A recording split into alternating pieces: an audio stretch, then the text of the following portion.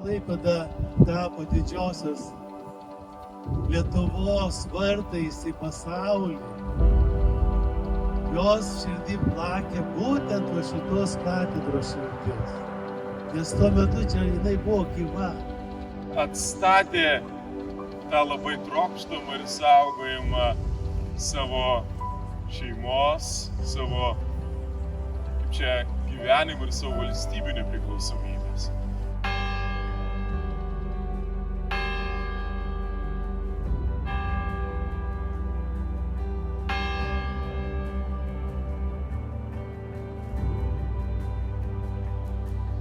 Baltijos kelias turbūt suteikė mums galimybę ir šiandien čia stovėti.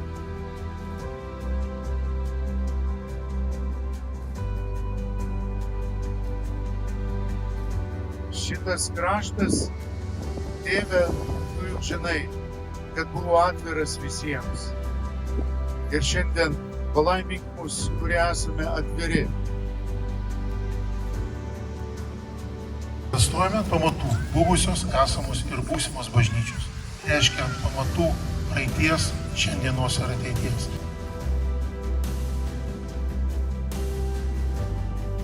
Mūsų yra labai daug, nes mūsų širdis yra mylinčios.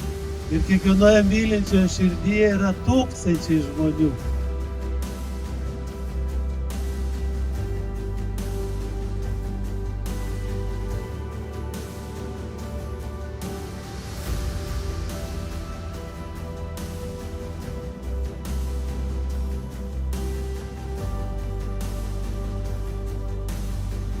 Nelaimina jūs, visagalis Dievas, Tėvas, Sūnus.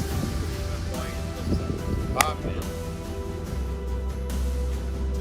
Lietuva tikrai jau nusipelnė turėti šią Švento Jono bažnyčią.